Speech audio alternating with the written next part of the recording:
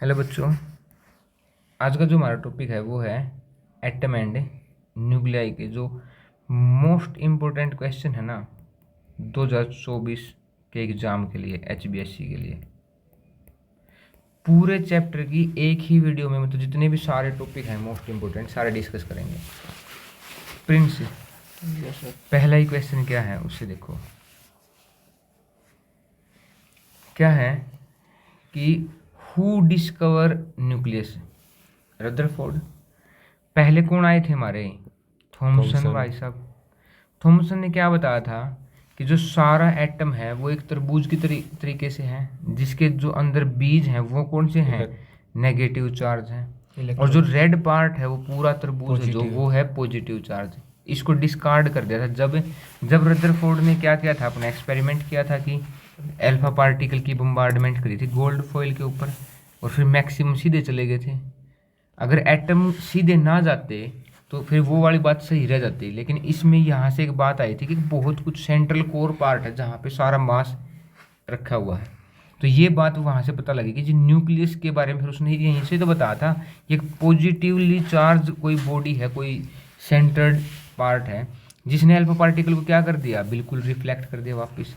और इस मॉडल का ये रिजल्ट था कि उन्होंने क्या बताया कि न्यूक्लियस की खोज भी किसने की है, फिर रदरफोर्ड ने। प्रिंस, अगला, according to Rutherford model the experiment the size of nucleus. अब देखो हुआ क्या था कि 8000 अल्फा पार्टिकल में से केवल एक सिंगल अल्फा पार्टिकल वापस आया था। 8000 अल्फा पार्टिकल में से सिंगल पार्टिकल वापस आया था। इसका मतलब मैक्सिमम जगह क्या थी? खाली। तब उन्होंने उसका सब साइज कैलकुलेट किया तो लगभग कितना आया? फर्मी, 10⁻⁻15 को क्या कहते हैं? हमें एक फर्मी कहते हैं। क्या कहते हैं? एक फर्मी। और ये इससे और उससे बस 10 गुना बड़े तक, ये तो हाइड्रोजन एटम का साइज इससे 10 गुना बड़े तक आया था। अगला क्वेश्चन पढ़ते हैं। देखो क्या लिखा है कि the nucleons is the name used for, किसके लिए? न्यूक्लियॉन मतलब न्यूक्लियस के जो पार्ट होते हैं। तो बाद में पता लगा कि रदरफोर्ड ने प्रोटॉन और न्यूट्रॉन का तो अच्छे से नहीं बता पाता, न्यूट्रॉन की खोज ही जेम्स चैडविक ने की थी। तो लेकिन ये जरूर पता लग गया था कि जो न्यूक्लियस में होता क्या है, अभी पता लग गया हमें क्या क्या होता है, प्रोटॉन और न्यूट्रॉन, जिसको क्या भी कहते हैं, हमें एटॉमिक मास भी कहते हैं। क्या कहते हैं प्रिंस? इसी को एटॉमिक मास कहते हैं। एटॉमिक नंबर किसको कहते हैं? Atomic number Prince, atomic number number of proton, number of proton या फिर इलेक्ट्रॉन। ठीक है, अगला क्वेश्चन प्रिंस क्या है? Which model of atom suggest that atom is a spherical cloud, मतलब बोल तरीके से है, of the positive charge with electron embedded in it. जब हमने सबसे पहला क्वेश्चन डिस्कस किया तो ये बात डिस्कस की थी कि थॉमसन ने एक मॉडल दिया था, तरबूज वाला जो मॉडल था, कि जिसमें सारा जो पॉजिटिव चार्ज है वो तो रेड पार्ट है और इलेक्ट्रॉन किस तरीके से हैं? बीज के तरीके से। नेक्स्ट क्वेश्चन भाई क्या है Prince? The energy of an atom in the ground state. Ground state होती क्या है? देखो मान लो ये है न्यूक्लियस प्रिंस, इसके चारों तरफ कौन घूम रहा है? इलेक्ट्रॉन। जिस लेवल में उस इलेक्ट्रॉन को रहना ना, जिसमें वो शुरू से परमानेंट पहले से ही है, वो उसकी ग्राउंड स्टेट कहलाएगी। क्या कहलाएगी? Ground state. वो एनर्जी लेगा और वो एक्साइटेड स्टेट में चला जाएगा, ऐसे मतलब बाहर कहीं भी, आगे और भी कहीं भी। ठीक है, तो इसने क्या कहा कि ये जो बात समझनी है हमें, ये समझना है। अब इसको एक को तो कहते हैं ग्राउंड स्टेट, जब इलेक्ट्रॉन एनर्जी ले लेता है तो उसको कहते हैं एक्साइटेड स्टेट। क्या कहते हैं उसको? Excited state. और अगर एक्साइटेड स्टेट का मतलब है कि ग्राउंड स्टेट से कहीं भी बाहर जाना, और इसी केस में जब एटम को भी ना क्या कहेंगे? Excited atom. एक्साइटेड एटम भाई, क्या कहेंगे उस एटम को? एक्साइटेड। लेकिन यहाँ पे एक टॉपिक है, इससे थोड़ा सा एडवांस, क्या पूछा कि आयनाइजेशन एनर्जी। आयनाइज का मतलब क्या होगा? आयन कब बनेगा? जैसे मान लो ये हाइड्रोजन है, इसके पास एक इलेक्ट्रॉन है और ये एक इलेक्ट्रॉन छोड़ दे अपना, तो इसके ऊपर कौन सा चार्ज आ जाएगा? पॉजिटिव। मतलब कि प्रिंस इलेक्ट्रॉन को छुड़वाना, इलेक्ट्रॉन को छुड़वाना, इलेक्ट्रॉन को छुड़वाना ही तो क्या कहलाएगा? आयनाइजेशन कहलाएगा। अब देखो हमारे पास एनर्जी का ना जो फॉर्मूला था वो कितना था? 13.6 upon n square electron volt. किसके लिए? हाइड्रोजन एटम के लिए। वैसे फॉर्मूला क्या है? 13.6 अपॉन एन स्क्वायर, यहाँ पे क्या है? Z square EV. लेकिन इसके लिए हाइड्रोजन के लिए जेड की वैल्यू कितनी होती है? 1। अब जब प्रिंस हम ना, यहाँ से समझने वाली बात है, जब हम पहले E1 निकालेंगे, E1 कितना आएगा? 13.6। फिर हम ऐसे ही E2 निकालेंगे, क्योंकि नीचे है एन स्क्वायर। धीरे धीरे इस एन की वैल्यू क्या होने लग जाएगी? बढ़नी, डबल हो जाएगी, ट्रिपल हो जाएगी। और निकलने का मतलब क्या है कि इतनी दूर चला गया, इतनी दूर चला गया कि वो इलेक्ट्रॉन के हाइड्रोजन के पास नहीं आएगा। मतलब कि प्रिंस से En इन्फिनिटी पे चला गया। सही बात है। कहाँ चला गया प्रिंस से? इन्फिनिटी पे। जब नीचे इनफाइनाइट डिवाइड होता है तो इन्फिनिटी की वैल्यू कितनी आ जाती है? 0। अब देखो आपको निकालनी है वो एनर्जी कितनी लेके गया है। तो En माइनस E इन्फिनिटी, जब वो एक्साइटेशन की बात पूछ रहे हैं तो E इन्फिनिटी माइनस En का मतलब प्रिंस जिस ग्राउंड स्टेट में वो है उसकी एनर्जी, मतलब जहां वो गया है उसमें से माइनस कर देंगे जितनी उसके पास है। अगर यहाँ पे ये बात है प्रिंस से, अगर तू ध्यान दे तो क्वेश्चन पे दोबारा ध्यान दे, क्या लिखा हुआ है? The energy of given atom is ground state हमें दे दी। किसकी वैल्यू दी है प्रिंस? ये En की। हमें निकालनी है आयनाइजेशन एनर्जी। तो कैसे निकालेंगे? E इन्फिनिटी कितना बताया था अभी भी? 0 माइनस En कितना दिया है अभी लिखा है? -3.4 इलेक्ट्रॉन वोल्ट। माइनस माइनस से कितनी आ गई? 3.4 इलेक्ट्रॉन वोल्ट।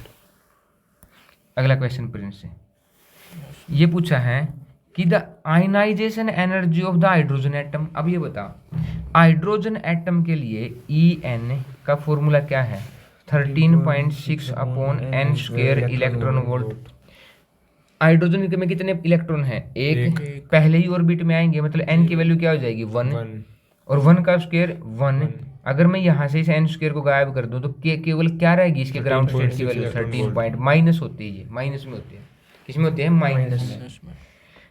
अगर हमें आयनाइजेशन एनर्जी निकालनी है तो वो क्या होगी? E इन्फिनिटी माइनस En करो। E इन्फिनिटी कितनी प्रिंस से? 0 माइनस 13.6। माइनस माइनस क्या हो जाएगी? प्लस। और कितना आ गया हमारा? 13.6 इलेक्ट्रॉन।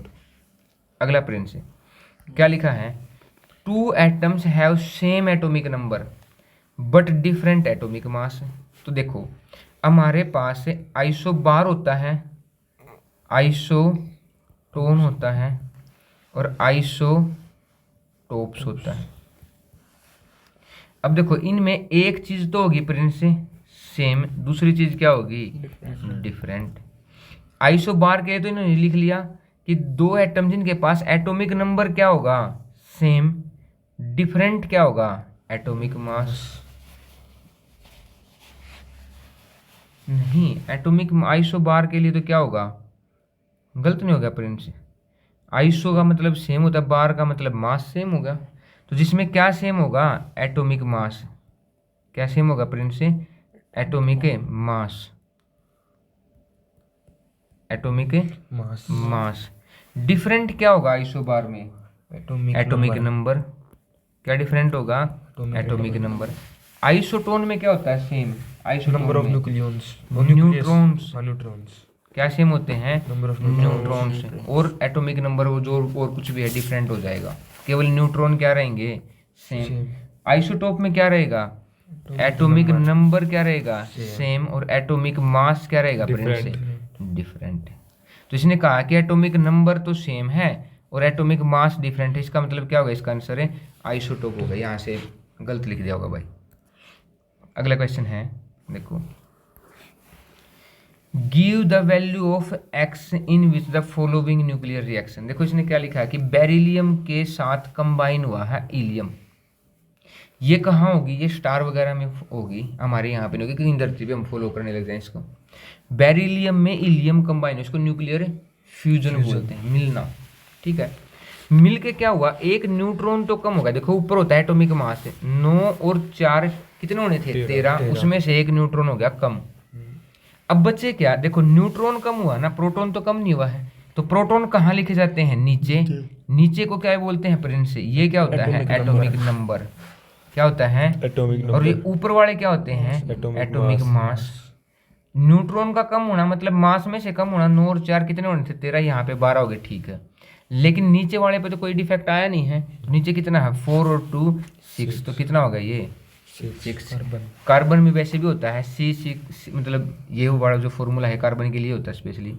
अब देखो हमें एक बात पता है, मान के चलो ये एक न्यूक्लियस है बहुत बड़ा प्रिंस, इसके अंदर 2 प्रोटॉन है, ठीक है। एक फोर्स लगता है न्यूक्लियस को इकट्ठा करने के लिए, जिसको कौन सा फोर्स बोलते हैं, न्यूक्लियर फोर्स।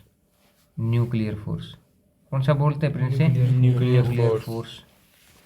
लेकिन ये कौन सा फोर्स है प्रिंस, शॉर्ट रेंज फोर्स है। ये कौन सा फोर्स है, शॉर्ट रेंज, थोड़ी दूर तक काम करेगा। जैसे ही न्यूक्लियस का साइज बढ़ेगा इस फोर्स की वैल्यू हो जाएगी कम, लेकिन एक फोर्स आ जाएगा इलेक्ट्रोस्टैटिक फोर्स, जो इससे कितने गुना ही कम है, वैसे 100 गुना ही कम है। न्यूक्लियर फोर्स बहुत ज़्यादा स्ट्रॉन्ग फोर्स है, लेकिन इलेक्ट्रोस्टैटिक फोर्स उससे कितने गुना कम है, वैसे 100 गुना। उस टाइम पे ना न्यूक्लियस में से ना कई कई चीज़ें निकलने लग जाएंगी, कभी अल्फा पार्टिकल निकलेंगे, कभी बीटा पार्टिकल, कभी गामा पार्टिकल। तो इसने इस चीज़ के लिए किसने खोज की, इस चीज़ की हेनरी बैकुरल ने बताया कि चीज़ें ऐसी रेडियो एक्टिव हैं, वो अपने अंदर से क्या निकाल रही हैं, कभी अल्फा पार्टिकल, कभी बीटा पार्टिकल, कभी गामा पार्टिकल। अगला क्वेश्चन, अब देखो जब खोज हेनरी बैकुरल ने ही की है तो अपना नाम भी किसका रखेगा, वो अपना ही रखेगा। क्या यूनिट का नाम क्या रख दिया, बैकुरल प्रिंस। दूसरी बात है कि जी एक बैकुरल का मतलब क्या है कि जब एक डीके कितनी सेकंड में होगा, एक डीके का मतलब निकलना 1 सेकंड में एक ही चीज निकल रही हो, तो कितनी यूनिट है उसकी, 1 बैकुरल। अगला क्वेश्चन प्रिंस, बहुत बढ़िया। What is the nuclear fusion. Fusion का मतलब टूटना, फ्यूजन का मतलब जुड़ना यू, और फ्यूजन का मतलब टूटना, क्या होगा, टूटना। तो क्या लिखा हुआ है, the nuclear fusion is the phenomena, मतलब एक प्रक्रिया है, स्प्लिटिंग मैंने टूटने की, हैवी मतलब बड़े न्यूक्लियस की, किसमें, 2 या 2 से ज़्यादा न्यूक्लियस में। और इन दिस प्रोसेस ट्रिमेंडस का मतलब बहुत ज़्यादा क्या निकलेगी, energy is released due to the mass defect. Mass defect का मतलब जो ये रिएक्टेंट में जितना मास है ना प्रिंस से, उतना मास प्रोडक्ट में नहीं है। और उस मास से ही हम एक इक्वेशन पता है, E is equal to mc², मतलब मास किस में कन्वर्ट हो जाता है, एनर्जी में। जैसे एग्जांपल देखो, यूरेनियम 235 इसका एटॉमिक मास है और 92 इसका एटॉमिक नंबर है। इसके ऊपर एक स्लो मूविंग न्यूट्रॉन की बम्बार्डमेंट करी, मतलब फेंका इसकी तरफ, टकराते ही ये किस में टूट गया, बेरिलियम और क्रिप्टॉन में टूट गया। ये बेरिलियम में देखो 141 और ये कितना है 72। अब यहाँ से देखो, यहाँ से 3 न्यूट्रॉन और निकले, और क्या निकली, हम अपने से बहुत सारी ईट। इन तीनों का मास किसके बराबर नहीं है, यूरेनियम के बराबर नहीं है, कुछ कमी है। उस कमी को ही क्या कहते हैं, डेल्टा एम, मतलब कि मास डिफेक्ट बोलते हैं प्रिंस से। क्या बोलते हैं उसको, मास डिफेक्ट। और अगर उस मास डिफेक्ट को मैं किस में पुट कर दूं, इस इक्वेशन में पुट कर दूं, तो किस में कन्वर्ट हो जाएगा, एनर्जी में। किस में कन्वर्ट होगा प्रिंस से, एनर्जी में। ऐसे भी काम कर रही है, अच्छा ठीक है। अगले क्वेश्चन की तरफ आओ। What is the nuclear fusion. Fusion का मतलब जुड़ना। देखो लिखा हुआ है, nuclear fusion is the phenomena of fusing 2 और more lighter nuclei to form single heavy nucleus, और this process result in the release of, ये भी क्या करेगा, बहुत सारी अमाउंट ऑफ हीट निकालेगा। मतलब कि जितना मास प्रिंस इनका है ना, उतना मास यहाँ पे नहीं है, कुछ मास की क्या होगी, कमी। और वो ही कमी क्या निकाल रही है यहाँ पे, देखो ये एनर्जी मिलियन इलेक्ट्रॉन वोल्ट में। और क्या लिखा हुआ है, carrying a nuclear fusion reaction, हमें बहुत ज़्यादा टेम्परेचर चाहिए होगा, बहुत ज़्यादा। और देखो हमें अगर एटॉमिक बम बनाना है ना, एटॉमिक बम बनाना है, तो उसके लिए ना हमें एक चाहिए होगा ट्रिगर पॉइंट, मतलब स्टार्ट करने वाला, डेटोनेटर बोलते हैं उसको। डेटोनेटर एक खतरनाक बम चाहिए जो नॉर्मली खतरनाक हो, वो इसको स्टार्ट करेगा। और तुम्हें पता है कि जब हम ये बम बनाएंगे ना, न्यूक्लियर फ्यूजन रिएक्शन, जिसको हाइड्रोजन बम बोलते हैं प्रिंस, कौन सा बम बोलते हैं, हाइड्रोजन बम। इसका डेटोनेटर कौन है, एटॉमिक बम। मतलब पहले हमें एटॉमिक बम फोड़ना पड़ेगा, वो इतनी हीट पैदा करेगा, तब क्या स्टार्ट होगा, हाइड्रोजन बम। लेकिन अब तुम सोचोगे वो कितनी ज़्यादा अमाउंट में हीट रिलीज करेगा यहाँ से, अगले क्वेश्चन की तरफ आओ भाई। क्या है प्रिंस से पूछा गया है कि right the relations for the distance of closest approach और एक इम्पैक्ट पैरामीटर। रदरफोर्ड ने क्या बताया था कि मान के चलो ये है न्यूक्लियस, किसका था भाई, ये गोल्ड का, Ze। एक अल्फा पार्टिकल आया यहाँ से भागा हुआ स्पीड से, क्या लेके अपने पास है, काइनेटिक एनर्जी। और काइनेटिक एनर्जी को प्रिंस क्या कहेंगे, कौन सा फॉर्मूला है, हाफ mv स्क्वायर के साथ। इसके ऊपर भी कौन सा चार्ज है, पॉजिटिव, और अल्फा पार्टिकल के ऊपर भी कौन सा चार्ज है, पॉजिटिव। रिपल्सन जनरेट होगा, यहाँ जाके ये इसके नजदीक जाके रुक जाएगा एक पॉइंट पे।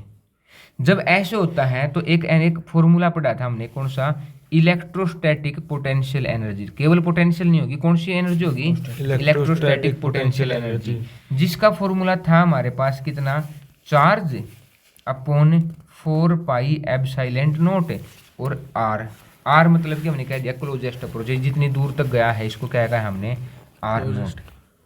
और यही प्रिंस किसके बराबर होगी, काइनेटिक, क्योंकि काइनेटिक एनर्जी ही तो किस में कन्वर्ट होगी, पोटेंशियल में। अब ये बताओ, यहां से तुम देखो कि ये जो आर नोट इधर डिवाइड में है, उधर जाके मल्टीप्लाई में, और वो मल्टीप्लाई वाली चीज इधर आके डिवाइड में। तो देखो यही तो लिखा हुआ है क्लोजेस्ट अप्रोच का formula, r naught is equal to Ze2E 4 pi epsilon naught और हाफ एनर्जी। आसान है प्रिंस, ठीक है। दूसरा इन्होंने यहीं से किसका फॉर्मूला निकाला है, इम्पैक्ट पैरामीटर का। देखो कुछ भी चेंज नहीं किया है, बस यहाँ पे क्या लगाया है, कोट थीटा बाई 2। और देखो कुछ भी चेंज नहीं है, वैसे एक 2 की कमी हो रहा है, ये कोट थीटा बाई 2 फॉर्मूला बनाने के लिए यहाँ पे कर दिया। मतलब कि इम्पैक्ट पैरामीटर होता क्या है कि ये मान के चलो न्यूक्लियस है और ये एक अल्फा पार्टिकल जा रहा है जो इसको यहाँ से ऐसे बैंड कर देगा, मतलब जो इसकी इनिशियल वेलोसिटी थी प्रिंस वो थी ये, इसमें इसने किसका चेंज कर दिया, थीटा का। अब एक बात बताओ, कोट की वैल्यू जैसे ही थीटा इंक्रीज होगा ना, कोट की वैल्यू क्या होती है, कोट थीटा की वैल्यू डिक्रीज होगी भाई। डिक्रीज का मतलब बी की वैल्यू डिक्रीज, और ये डिस्टेंस है यहाँ से यहाँ तक की, मतलब जितना हम न्यूक्लियस के पास उसका वेलोसिटी वेक्टर होगा, इम्पैक्ट उतना ही, एंगल उतना ही बड़ा होगा। मतलब ये दूरी छोटी होगी, बी की वैल्यू क्या होगी उस टाइम में, छोटी होगी, तो टोटल वैल्यू जो डिफ्लेक्शन है वो क्या होगा, बहुत ज्यादा। अगला क्वेश्चन क्या है, the ground state of energy of hydrogen atom, ये तो हमने निकाली थी, कौन सा फॉर्मूला लगाया था प्रिंस से, En is equal to -13.6 upon n square electron volt, यही था। और इसके लिए हाइड्रोजन एटम के लिए n की वैल्यू कितनी हो जाती है, 1। चलो जी यहाँ तक बात ठीक है। फिर यहाँ से हमें एक बात पता थी कि जी हमारे पास इसने कहा कि टोटल एनर्जी दे दी हमें कितनी, 13.6 इलेक्ट्रॉन वोल्ट, और जितनी एनर्जी टोटल होती है उतनी ही कितनी होती है, काइनेटिक एनर्जी, बस किस में होगी, पॉजिटिव में। दूसरा प्रिंस, उसके पास कौन सी एनर्जी होगी, पोटेंशियल एनर्जी, उसकी डबल किसकी, जितनी उसकी वैल्यू थी, लेकिन किस में होगी, वैसे माइनस में। दोनों सेम ही है, लेकिन जब दोनों मान के चलो, ये तो पोटेंशियल एनर्जी तो आई माइनस में 2x, काइनेटिक एनर्जी आई प्लस में x, तभी तो किसके बराबर आएगी, -x के, मतलब टोटल पोटेंशियल, टोटल एनर्जी के प्रिंस, यस सर, किसके है टोटल एनर्जी, ये क्या है काइनेटिक एनर्जी, और ये क्या है पोटेंशियल एनर्जी। तो पोटेंशियल एनर्जी की हाफ वैल्यू आएगी बस 2 से डिवाइड करने के बाद जो होगी। विनय सही है भाई, यस सर। अब आगे जी 3 नंबर के जितने भी क्वेश्चन है, देखो पहला ही क्वेश्चन क्या कहा है, calculate the energy equivalent to, इतने ग्राम का मास सब्सटेंस अगर किस में कन्वर्ट हो जाए, एनर्जी में, तो बताओ उसकी एनर्जी क्या होगी। क्या ये फॉर्मूला आप सब ने पढ़ा आइंस्टाइन का, E is equal to mc²। Mass कितना दिया है 1.6 ग्राम, ग्राम को किस में कन्वर्ट कर लेंगे, किलोग्राम में। स्पीड ऑफ लाइट हमें पता है 3 × 10 की पावर 8 मीटर पर सेकेंड। तो लगाओ जी, ये लिख दिया हमने मास, ये लिख दी क्या, speed of light. Sidhi value आते ही किस में आ गई, जूल में। सीधी वैल्यू आते ही किस में आ गई, जूल में। अगर जूल को इलेक्ट्रॉन वोल्ट में कन्वर्ट करना तो किससे डिवाइड कर दिया, चार्ज ऑफ इलेक्ट्रॉन से। और ये किस में आ गई प्रिंस से, मेगा इलेक्ट्रॉन वोल्ट। ये किस में आ गई भाई, मिलियन इलेक्ट्रॉन वोल्ट या मेगा इलेक्ट्रॉन वोल्ट, किस में आएगी, मेगा इलेक्ट्रॉन वोल्ट। ये किस में थी प्रिंस, यहाँ तक है जूल में। यहाँ तक किसमें थी भाई, जूल में, और ये किस में आ गया भाई, मेगा इलेक्ट्रॉन वोल्ट या मिलियन इलेक्ट्रॉन वोल्ट में। क्या यहाँ तक बात सही है? Yes sir. अगले क्वेश्चन में आ जाओ फिर। अगला क्वेश्चन क्या पूछ रहा है आपसे कि डिफाइन मास डिफेक्ट, क्या बताओ, मास करनी थी। हाँ, तो प्रिंस क्या है, मास डिफेक्ट बताना है और न्यूक्लियर बाइंडिंग एनर्जी बतानी है। इसके लिए पहले समझते हैं मास डिफेक्ट क्या है। भाई ये बताओ, हमने अभी थोड़ी देर पहले रिएक्शन की थी कि जब किसी भी रिएक्शन में जो न्यूक्लियस है और वो क्या हो जाए, is always less than the mass of the nucleon consisting in the nucleus. मतलब कि अगर जब एक न्यूक्लियंस जुड़ते हैं, कोई दो हाइड्रोजन हाइड्रोजन हमने जोड़ दिया, वो जुड़े और एक बड़ा न्यूक्लियस बना लिया उन्होंने। बड़ा न्यूक्लियस बनाने के बाद जो इसका मास है ना, वो इनके मास से कम मिलेगा, कम होगा। और इसी को मास डिफेक्ट कहते हैं।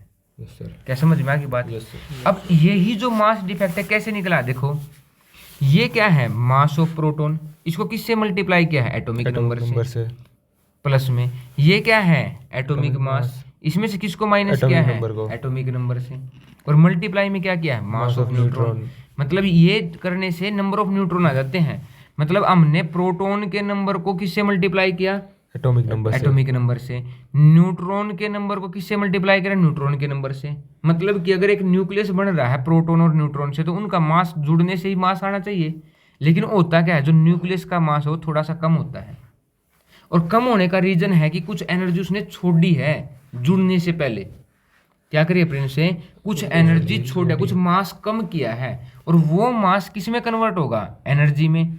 कौन सा बड़ा फॉर्मूला, ये रहा, डेल्टा एम हमारा क्या है, मास डिफेक्ट, और सी स्क्वायर क्या है, वैल्यू, और ये क्या कहलाएगी। अब समझो, अगर मैं इतनी एनर्जी छोड़ के गया हूं, तो अगर कोई मुझे तोड़ना चाहे तो इतनी एनर्जी देगा तभी तो टूटूंगा भाई।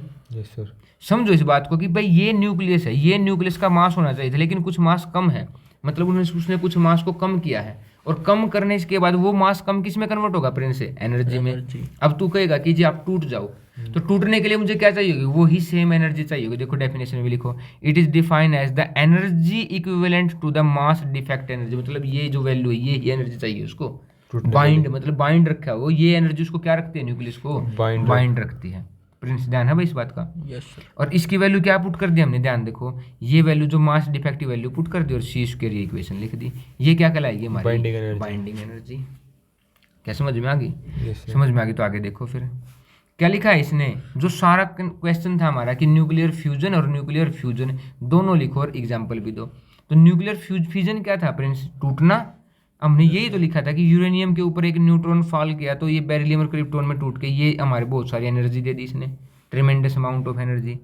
और न्यूक्लियर फ्यूजन में क्या है प्रेरित, कि जब हमने क्या किया है, फिनोमिना ऑफ जब दो या दो से ज्यादा लाइटर न्यूक्लियस, ये देखो ये किस में जुड़ गए, बड़े हो गए, और तब भी क्या दे रहे हैं, देखिए प्लस हीट का मतलब एनर्जी दे रहे हैं प्रिंस। ये समझ में आ गई बात? अगला देखो, अब इसमें ये बात पहले भी आई थी कि जी अगर हमें ये न्यूक्लियर फ्यूजन स्टार्ट करना है, उसके लिए हमें क्या करना पड़ेगा, बहुत ज़्यादा टेम्परेचर राइज करना पड़ेगा 10 की पावर 7। और ये आसान नहीं है, 10 की पावर 7 किससे स्टार्ट की जाती है, एटॉमिक बम से। अगला जी हमारा लास्ट क्वेश्चन है, बहुत बेहतरीन। क्या लिखा है, what is meant by radioactive, radioactivity का क्या मतलब है, and what type of radiations are emitted, क्या क्या रेडिएशंस निकलती हैं। देखो क्या लिखा हुआ है, द फिनोमिना इन विच, जिसमें a substance which emit radiation simultaneously, का मतलब लगातार, विदाउट एनी एक्सटर्नल फोर्स, कोई फोर्स नहीं कर रहा है उसको, रेडिएशन है ना ही इसको कोई गर्म कर रहा है, ना ही इसको कोई एक्साइट कर रहा है। वैसे तो ये था ना कि भाई एक्साइटेड स्टेट से प्रिंस जब नॉर्मल ग्राउंड स्टेट पे आएगा तब एनर्जी एमिट करेगा, लेकिन इसके लिए ऐसी कोई बात नहीं है। एंड कौन किसने डिस्कवर किया रेडियो एक्टिविटी को, 1896 में किसने, हेनरी बैकुरल ने किया था। यूनिट भी क्या है इसकी, बैकुरल। अब हम इनके बारे में पढ़ते हैं। तो 3 तरीके के पार्टिकल एमिट करते हैं।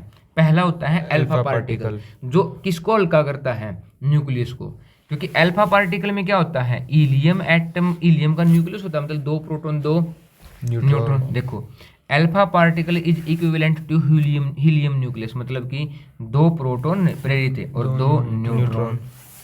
दूसरी बात है, alpha particle carry 2 unit of the positive charge. कितने पॉजिटिव चार्ज, 2 पॉजिटिव हैं तो 2 प्रोटॉन है तो पॉजिटिव चार्ज ही होगा Prince. Alpha particle affect photographic plate, अरे करेगा क्यों नहीं, क्योंकि चार्ज बॉडी है। अगला, the velocity and the range of alpha particle depend upon the radio activity source, मतलब देखो जितनी एनर्जी से करेगा उसको, जितना धक्का देगा जितना ज़्यादा, तो उतनी ज़्यादा इसके अंदर रेंज और इसकी वेलोसिटी होगी बाई प्रिंस। अगला, mass of alpha particle is approximately 4 time of the, यही तो है, हाइड्रोजन एटम में तो केवल एक प्रोटॉन होता है, इसमें क्या है उसका 4 गुना अप्रोक्सीमेटली। इसका पेनिट्रेशन क्या होता है, सबसे कम, क्योंकि बड़ा साइज होता है। अगला देखो, बीटा पार्टिकल क्या होता है, फास्ट मूविंग इलेक्ट्रॉन। अब हुआ क्या, न्यूक्लियस ने अपने आप को हल्का कर लिया प्रिंस से, क्या कर लिया, हल्का, क्या करके, अल्फा पार्टिकल को फेंक के। अब रह गया उसके पास एक्स्ट्रा इलेक्ट्रॉन, फिर उनको भी तो फेंकेगा, तो जब एक्स्ट्रा इलेक्ट्रॉन फेंकेगा तो वही क्या कहलाते हैं, बीटा पार्टिकल। देखो चार्ज और मास ऑफ बीटा पार्टिकल किसके बराबर होता है, इलेक्ट्रॉन। इलेक्ट्रॉन डिफ्लेक्ट होगा भाई इलेक्ट्रोमैग्नेटिक फील्ड से, क्योंकि नेगेटिव चार्ज लेके चल रहा है ये। अगला, the penetrating power of beta particle, मैंने कहा था ना कि अल्फा पार्टिकल से ज़्यादा है, क्यों, क्योंकि अल्फा पार्टिकल तो बहुत बड़ा है ना इसके कंपैरिजन में, मास भी बहुत ज़्यादा है, तो दूर तक पेनिट्रेट करना मतलब छेद नहीं कर पाएगा। लास्ट टॉपिक देखो फिर क्या है प्रिंस, गामा पार्टिकल। तो गामा पार्टिकल क्या होगा, अब देखो, अब न्यूक्लियस ने, एटम ने न्यूक्लियस को भी हल्का कर दिया, इलेक्ट्रॉन भी फेंक दिए। अब रह गया जो उसका एटम है ना, जो मतलब ये इलेक्ट्रॉन है या ये जो न्यूक्लियस है, ये एक्साइटेड स्टेट में रह गया। किस में रह गया प्रिंस, एक्साइटेड स्टेट में। और उस स्टेट को नॉर्मल करने के लिए ना बस ये क्या फेंकेगा, ये अपनी तरफ से फोटोन फेंकेगा, मतलब केवल एनर्जी देगा। देखो क्या लिखा हुआ है, alpha particle are electromagnetic wave is very high frequency. कौन होता है वो, फोटोन ही तो होता है। दूसरा, रेस्ट मास कितना है इसका, 0, फोटोन का भी रेस्ट मास कितना होता है, 0। अगला, these rays are not deflected by electric and magnetic field, बताया था ना ये इलेक्ट्रिकली न्यूट्रल होता है, ये भी नहीं डिफ्लेक्ट होता किसी पे भी। They travel with speed of light, photon भी स्पीड ऑफ लाइट के ट्रेवल करता है। अगला, they produce photo electric effect by, photo electric effect देगा ये, कुछ ना कुछ इम्पैक्ट डालेगा उसके ऊपर, स्क्रीन के ऊपर। और पेनिट्रेशन पावर, क्योंकि सबसे हल्का है तो पेनिट्रेशन पावर सबसे ज़्यादा क्या है इसके पास है, ज़्यादा। समझ में आ गया फ्रेंड्स। तो यहीं पे हमारा सारा टॉपिक खत्म होता है। जितने भी सारे प्रीवियस ईयर के सारे क्वेश्चन है, सारे क्वेश्चन हमने डिस्कस कर लिए इस चैप्टर के, खत्म कर।